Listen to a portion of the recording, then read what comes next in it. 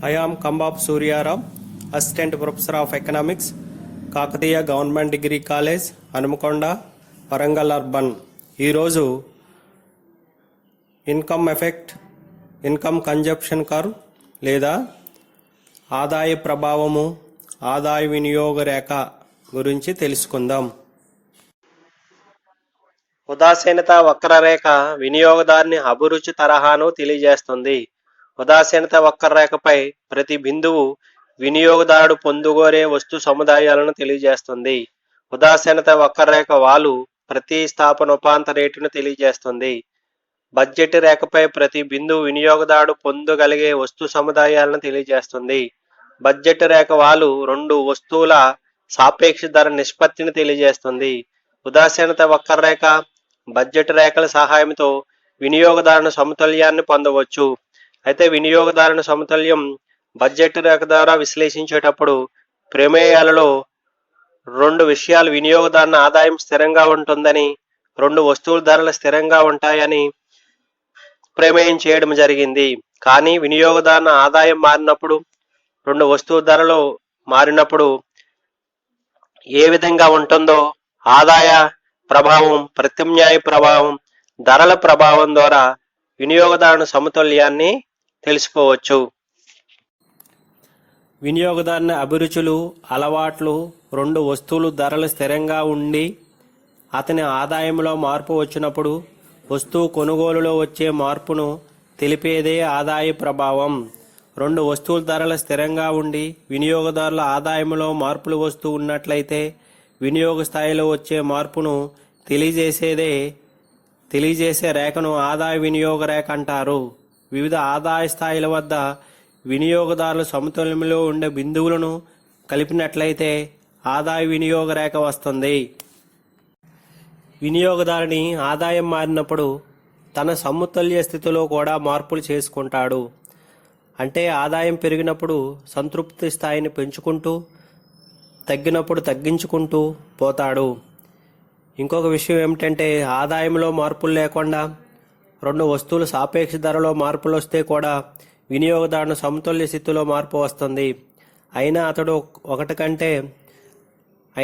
ఒకటే ఉదాసీనత వక్రరేఖ మీదనే ఉంటాడు, కానీ మరో బిందువు దగ్గర సమతుల్యంలో పొందుతాడు. ఈ రెండు ప్రభావాలు ఆదాయ ప్రత్యామ్నాయ ప్రభావాలు అంటారు. ధరల మార్పు వల్ల ఆదాయ ప్రత్యామ్నాయ ప్రభావాలు ఏర్పడతాయి.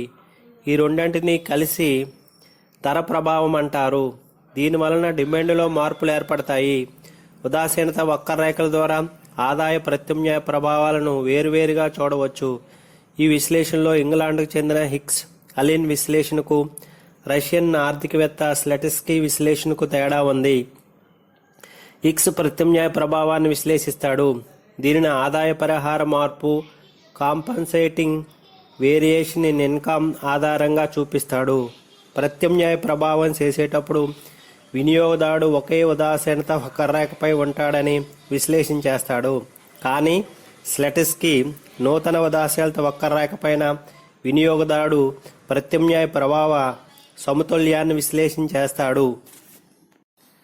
ఒకటి ఆదాయ ప్రభావం, ఇన్కమ్ ఎఫెక్ట్. ఆదాయ ప్రభావాన్ని ఆదాయ వినియోగ రేఖ తెలియజేస్తుంది. ఆదాయం మారినందువల్ల వస్తువుల వినియోగం ఏ విధంగా మారుతుందో ఈ రేఖ తెలియజేస్తుంది. ధరలు స్థిరంగా ఉండి ఆదాయంలో మార్పులు వస్తే కలిగే ఫలితాలను ఈ రేఖ సూచిస్తుంది. ఆదాయం ఎక్కువైతే బడ్జెట్ రేఖ కుడివైపుకు జరుగుతుంది. అందువల్ల రెండు వస్తువులు ఎక్కువ పరిమాణంలో కొనడానికి వీలవుతుంది. ఆరంభంలో ఈ బిందువు వద్ద వినియోగదారుడు సమతుల్య స్థితిలో ఉంటాడు. ధరలు స్థిరంగా ఉన్నాయి అనుకుందాం. ఆదాయం పెరిగిందని భావిద్దాం. అప్పుడు A1 B1 నూతన బడ్జెట్ రేఖ అవుతుంది. ధరలో మార్పు లేదని కనుక సాపేక్ష ధరలు అనగా ధరల నిష్పత్తి నిశ్చలంగా ఉంది కనుక A1 B1 ABలకు కుడివైపున సమాంతరంగా ఉంటుంది. మిగతా బడ్జెట్ రేఖలు కూడా ఈ విధంగా అర్థం చేసుకోవాలి. ఇది I/2 వక్రరేఖకు E1 వద్ద స్పర్శరేఖగా ఉంది. ఆదాయం పెరిగినందువల్ల వినియోగదారుడు E1 బిందువు దగ్గర సమతుల్య స్థితికి చేరుతాడు. అతని సంతృప్తి స్థాయి గతంలో కన్నా ఎక్కువగా ఉంటుంది. అతని ఆదాయం ఇంకా పెరిగితే అది ఇంకొక బడ్జెట్ రేఖ A2 B2 అవుతుంది. ఈ రేఖ IC3 రేఖకు E2 బిందువు వద్ద స్పర్శ రేఖగా ఉంది. E2 బిందువు వద్ద వినియోగదారుడు సమతుల్య స్థితిలో ఉంటాడు. ఈ విధంగా ఆదాయంలో వచ్చే మార్పులకు అనుగుణంగా సమతుల్య స్థితిలో వచ్చే మార్పులు తెలుసుకోవచ్చు. వివిధ ఆదాయాలకు సంబంధించిన సమతుల్య బిందువులు కలపగా వచ్చిన రేఖను ఆదాయ వినియోగ రేఖ ఇన్కమ్ కన్జంప్షన్ లైన్ అని పిలుస్తారు, ICC అని పిలుస్తారు. పటంలో E1, E2, E3 ఆదాయ వినియోగ రేఖ. ఈ రేఖ వినియోగదారుని ఆదాయంలో వచ్చే మార్పులకు, దాన్ని అనుసరించే వస్తువుల వినియోగంలో వచ్చే మార్పులకు ఉన్న సంబంధాన్ని తెలియజేస్తుంది. కాబట్టి ఆదాయ ప్రభావాన్ని ఈ రేఖ తెలియజేస్తుంది. ఆదాయంలో మార్పుల వల్ల వస్తువుల వినియోగం ఏ విధంగా మారుతుందో ఇది తెలియజేస్తుంది. సామాన్యంగా ఆదాయ వినియోగ రేఖ కుడివైపుగా పైకి వాలుతుంది. అంటే వినియోగదారుని ఆదాయం పెరిగే కొద్దీ రెండు వస్తువులు అతను ఎక్కువ పరిమాణంలో కొనడానికి వీలవుతుందని తెలియజేస్తుంది. ఈ రేఖ ఆకారాన్ని బట్టి వస్తువుల స్వభావాన్ని తెలుసుకోవచ్చు. ఆదాయం పెరిగే కొద్దీ వస్తువులు ఎక్కువ పరిమాణంలో కొంటే ఆ వస్తువులు మేలు రక వస్తువులని, సుపీరియర్ గూడ్స్ అని, లేదా సామాన్య వస్తువులని, నార్మల్ గూడ్స్ అని అంటారు. ఆదాయం పెరిగే కొద్దీ వస్తువు తక్కువ పరిమాణంలో కొంటే దానిని తక్కువ రకం వస్తువు, ఇన్ఫీరియర్ గూడ్స్ అని అంటారు. ఈ రేఖ సరళరేఖ రూపంలో ఉండనవసరం లేదు. ఎడమ నుంచి కుడికి పైకి పోతుంది. ఈ రేఖా చిత్రాన్ని పరిశీలించినట్లయితే OX అక్షం పైన X వస్తువు పరిమాణం, OY అక్షం పైన Y వస్తువు పరిమాణం తీసుకున్నాము. AB, A1 B1, A2 B2, A3 B3 budget రేఖలు చూపించడం అయింది. బడ్జెట్ రేఖలు ముందు కదిలినప్పుడు అధిక ఆదాయ ప్రభావం తెలుపును. వెనుకకు అంటే మూల బిందువు వైపు కదిలినప్పుడు ఆదాయంలో తగ్గుదలను చూపిస్తాయి. భిన్న వస్తువుల వినియోగంపై ఆదాయ ప్రభావం సమానంగా ఉండదు. ఆదాయ ప్రభావం రుణాత్మకంగాను, ధనాత్మకంగాను, తటస్థకంగాను ఉండవచ్చు. ఆదాయ ప్రభావాలు వస్తు స్వభావంపై ఆధారపడి ఉంటుంది. సాధారణ వస్తువుల విషయంలో ఆదాయ ప్రభావం ధనాత్మక స్వభావం కలిగి ఉంటుంది. నాసిరకం వస్తువుల విషయంలో రుణాత్మక ప్రభావం కలిగి ఉంటుంది. నాసిరకం వస్తువులంటే ఆదాయం పెరుగుతున్న సందర్భంలో వాటి వినియోగం తగ్గడం. ఈ బడ్జెట్ రేఖలపైన ఉదాసీనత వక్ర రేఖలు IC1, IC2, IC3, IC4 ఉన్నాయి.